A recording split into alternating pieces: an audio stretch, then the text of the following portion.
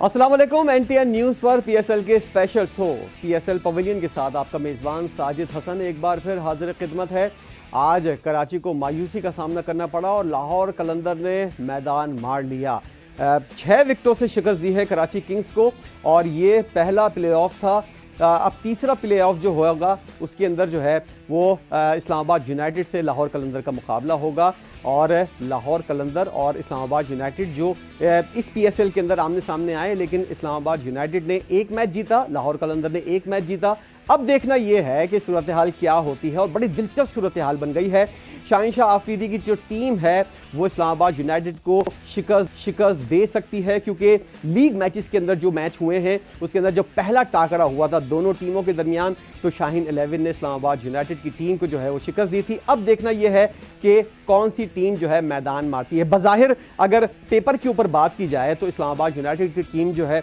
वो बहुत ज़्यादा बेहतरीन और अच्छी और तजर्बेकार है, लेकिन एक बुरी खबर यह है कि एलेक्स हेल्स जो हैं वो इस्लामाबाद यूनाइटेड का साथ छोड़ चुके हैं, लेकिन उसके बावजूद भी उनके पास बहुत सारे ऑप्शन मौजूद हैं और ओपनिंग का जो मसला है वो किसी न किसी तरह साहबजादा फरहान के साथ हल कर ही लिया जाएगा, जैसा कि एलेक्स हेल्स के आने से पहले होता आ रहा था और इस्लामाबाद यूनाइटेड जीतती भी आ रही थी। बीच के अंदर इस्लामाबाद यूनाइटेड के जो जीत को ब्रेक लगा उसके ऊपर आगे चल के बात करेंगे, लेकिन आज इस मैच के ऊपर हम बात करेंगे। कराची किंग्स ने और डेविड वार्नर ने आज टॉस जीता और पहले जो है खुद बैटिंग करने की फैसला किया और ये फैसला जो है किसी भी हद तक जो है वो सही साबित हुआ जब इन्होंने 190 रन बनाए। लेकिन 20-25 रन के बारे में जो बात की जाती है, यकीनी तौर पर जो है वो 210 रन का या 215 रन का अगर टारगेट होता तो मैच का नतीजा आज शायद कुछ मुख्तलिफ होता। जो डेविड वार्नर 11 ने जो है वो कुछ रन कम किए, जिसकी वजह से इसका फ़ायदा जो है उठाया गया और अब्दुल्ला शफीक ने एक बेहतरीन इनिंग खेली।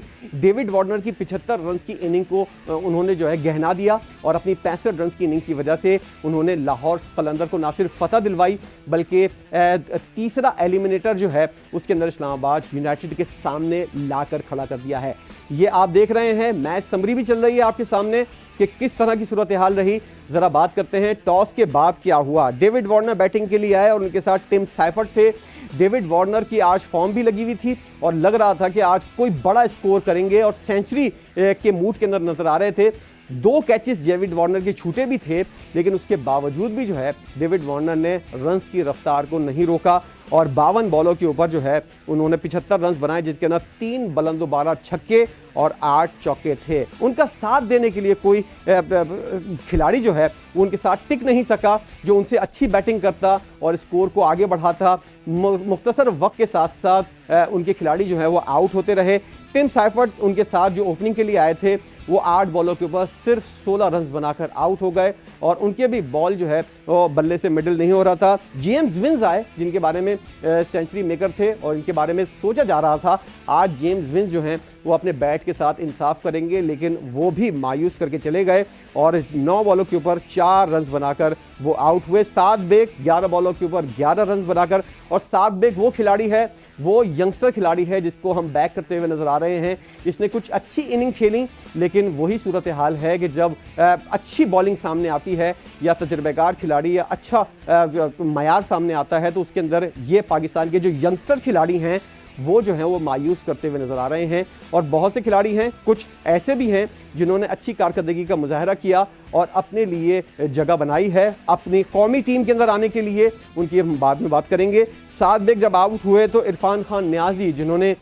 इससे पहले वाला मैच जो है लीग का जो मैच था वो अकेले तन्हा जो है उन्होंने जितवा के दिया था कराची किंग्स को। उन्होंने कुछ भी नहीं किया, 18 रन बनाए 12 बॉलों के ऊपर, और जिस वक्त ज़रूरत थी कि वो 50 बनाते या कुछ ऐसा स्कोर अपना इम्पैक्ट डालते उस वक्त भी वो मायूस करके चले गए। और उनके बाद जो है खुशदिल शाह कुछ मज़ाहमत करते हुए नजर आए। खुशदिल शाह की आदत है जब भी वो आते हैं कुछ ना कुछ करने की कोशिश करते हैं अपनी टीम के लिए। इस बार भी वो इस मूड के अंदर थे। 14 बॉलों के ऊपर 27 रन उन्होंने बनाए और वो आउट नहीं हुए, जबकि मोहम्मद नबी उनके साथ विकेटें ही नहीं थी। मुसलसल खिलाड़ी जो हैं वो आउट हो रहे थे, जिसकी वजह से मामला जो हैं वो खुशदिल शाह के हाथ से जो है वो निकलते हुए नजर आए। नबी ने 10 बॉलों के ऊपर 16 रन बनाए, अब्बास आफरीदी ने 2 रन बनाए, हसन अली और मीर हमजा जो हैं उन्होंने 0 और 2 रन बनाए और इस तरह 179 रन जो है 190 रन जो है कराची की टीम ने जो है वो स्कोर किया 20 ओवर के इख्तिताम के ऊपर और 191 रन का टारगेट जो है वो दिया है लाहौर कलंदर को। और शाहीन शाह आफरीदी जिन्होंने 2 खिलाड़ियों को आउट किया और हारिस रऊफ, ये दोनों खिलाड़ी जो हैं इनको ड्रॉप कर दिया गया है पाकिस्तान क्रिकेट टीम से, क्योंकि T20 के मयार के ऊपर जो है ये तमाम दोनों खिलाड़ी जो हैं, इनके अलावा बाबर आजम और मोहम्मद रिजवान को भी ड्रॉप किया गया है। ये भी एक बहस तलब मामला है। तो हारिस रऊफ ने 3 खिलाड़ियों को आउट किया और शाहीन शाह आफरीदी जो हैं उन्होंने 2 खिलाड़ियों को आउट किया। इनके अलावा जो है वो जैद खान जो है उन्होंने 1 खिलाड़ी को आउट किया। शकीबुल हसन और मोहम्मद नईम ने 1-1 खिलाड़ी को आउट किया और इस तरह मजमूई तौर पर जो है वो कराची किंग्स की जो हैं वो 8 विकेटें गिनी और उसके बाद जो है 190 रन उन्होंने स्कोर किया। 191 रन का लाहौर कलंदर को टारगेट दिया। जब फ़खर जमान आए और उनके साथ मोहम्मद नईम थे, फ़खर जमान जारियाना बल्लेबाजी में वैसे ही मशहूर हैं, इस बार भी उन्होंने वैसे ही किया जिसके बारे में वो मशहूर थे और 28 बॉलों के ऊपर 47 रन बनाए। और उस वक्त जब वो चार्ज करना शुरू कर रहे थे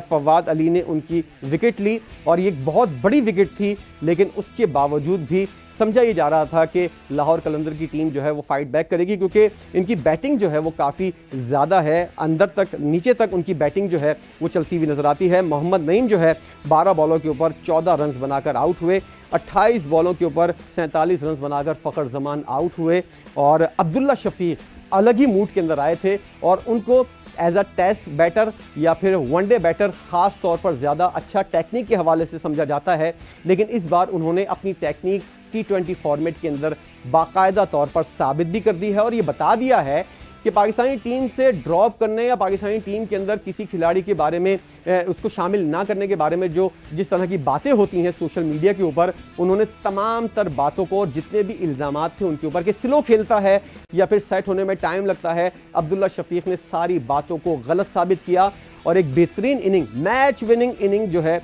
वो उसके अंदर शुमार होगी। और इस इनिंग ने, जैसा कि मैंने पहले आपको बताया, डेविड वार्नर की 75 रन की इनिंग को जो है गहना दिया है। 35 बॉलों के ऊपर सिर्फ 65 रन उन्होंने स्कोर किए और ऐसे वक्त में जब विकेटें गिर रही थीं और टीम को उनके रन्स की ज़रूरत थी, उन्होंने भरपूर तरीके से पहले फ़खर जमान के साथ पार्टनरशिप बनाई और उसके बाद अकेले रन्स किए और कुशाल परेरा के साथ मिलकर जो है उन्होंने पार्टनरशिप बनाई और इन दोनों के बाद जो है राजा पाक से आए और उन्होंने इनिंग को संभाला। अब्दुल्ला शफीक जब आउट हुए थे 35 बॉलों के ऊपर 65 रन बनाकर, उस वक्त तक लाहौर कलंदर जो है वो किसी न किसी हद तक मैच के अंदर वापस आ चुका था। और इसके अलावा कुशाल परेरा ने 24 बॉलों के ऊपर जो 30 रन स्कोर किए उसके अंदर वो भी काफ़ी, ये 30 रन जो हैं इनकी जीत के अंदर भी अहम किरदार अदा करेंगे। आप देख रहे होंगे लाहौर कलंदर की बैटिंग मैच समरी के अंदर जो चल रही है और उसके बाद राजा पाक से आए, उन्होंने 12 बॉलों के ऊपर 23 रन बनाए और उस वक्त तक जब राजा पाक से आए मैच कराची किंग्स के हाथ में आ चुका था। आसिफ अली मौजूद थे विकेट के ऊपर और जब आसिफ अली जैसा खिलाड़ी विकेट के ऊपर सामने एंड के ऊपर मौजूद हो तो बैट्समैन को जो है वो यकीनी तौर पर सहारा मिल ही जाता है। तो राजा बागसे ने 24 बॉलों के ऊपर 30 रन बनाए, 12 बॉलों के ऊपर 23 रन बनाकर अभी तक आउट नहीं हुए और उन्होंने आखिरी तक मैच को लेकर गए और मैच जितवाया 18.4 ओवर्स के अंदर 4 खिलाड़ियों के नुकसान के ऊपर। और इस तरह 6 रन से जो है वो 6 विकेटों से जो है वो कराची किंग्स को लाहौर कलंदर ने जो है वो आउट क्लास कर दिया है और अपनी जगह जो है वो तीसरे एलिमिनेटर के लिए जो है वो पक्की कर ली है। अगर बात की जाए कराची किंग्स की बॉलिंग की तो 5 बॉलर्स को उन्होंने यूज़ किया। मीर हमज़ा 1 खिलाड़ी को आउट कर सके, हसन अली 4 ओवर के अंदर 37 रन देकर 2 खिलाड़ी को आउट कर चुके, मोहम्मद नबी बदकिस्मत रहे, कोई खिलाड़ी आउट नहीं किया, फवाद अली ने 1 खिलाड़ी को आउट किया और वो कीमती विकेट थी फ़खर जमान की। और उसके बाद जो है लग रहा था कि शायद कराची की किंग्स की जो टीम है वो मैच के अंदर वापस आ जाए। अब्बास आफरीदी ने किसी खिलाड़ी को आउट नहीं किया, 49 रन 4 ओवर्स के अंदर इन्होंने स्कोर दिए हैं और इसके बाद जो है सूरत हाल इनके हाथ से निकलती हुई नज़र आई। 151 रन उन्होंने लाहौर कलंदर की टीम ने जो है वो 18.4 ओवर्स के अंदर उन्होंने कंप्लीट किए और इस तरह जगह बना ली है तीसरे एलिमिनेटर में। और तीसरा एलिमिनेटर जो है वो मुकाबला होगा इस्लामाबाद यूनाइटेड और लाहौर कलंदर के दरमियान और सूरत हाल कुछ ऐसी बनती हुई नज़र आ रही है कि लाहौर कलंदर जो है उसको मैच जीतना है और कोयटा ग्लैडिएटर से सामना करना है और अगर लाहौर कलंदर ये मैच हार जाता है तो इस्लामाबाद यूनाइटेड की टीम जो है वो फाइनल के अंदर जो है क्वेटा ग्लैडिएटर का मुकाबला करेगी और इस तरह सूरत हाल जो है वो दिलचस्प होती हुई नजर आ रही है। याद रहे कि जब मिड चल रहा था पीएसएल का, तो मैंने ये वाली बात की थी कि कराची किंग्स, इस्लामाबाद यूनाइटेड और क्वेटा ग्लैडिएटर की टीम जो है वो ऑन पेपर सबसे ज़्यादा खतरनाक है, लेकिन ऑन फील्ड भी दोनों टीमों ने बेहतरीन परफॉर्मेंस का मुजाहरा किया और पहले और दूसरे नंबर के ऊपर दोनों टीमें, कभी इस्लामाबाद यूनाइटेड की टीम पहले नंबर के ऊपर आती थी, कभी क्वेटा ग्लैडिएटर की टीम पहले नंबर के ऊपर आती थी, और उसके बाद क्वेटा की टीम ने जो है वो आखिर में आकर अपने नंबर 1 पोजीशन को जो है वो बरकरार रखा और इस वक्त भी सबसे ज़्यादा फेवरेट्स के अंदर शुमार हो रही है क्वेटा ग्लैडिएटर की टीम। बहुत से लोग समझते हैं कि इस्लामाबाद यूनाइटेड की टीम जो है वो भी ज़्यादा अच्छी कारकर्दगी का मुजाहरा कर सकती है और बहुत ज़्यादा टफ टाइम देने की पोजीशन के अंदर है क्वेटा ग्लैडिएटर को फाइनल के अंदर। अब देखते ही है कि इस्लामाबाद यूनाइटेड और लाहौर कलंदर के दरमियान जो एलिमिनेटर मैच होगा उसके अंदर कौन सी टीम फातेह होगी। कल ये मैच है, कल इस मैच के अपडेट करेंगे इसी वक्त, इसी टाइम, इसी चैनल के ऊपर और आपको बताएंगे कि कौन सी टीम ने मैदान मारा। जब तक के लिए हमको इजाज़त दीजिए, अल्लाह हाफिज़।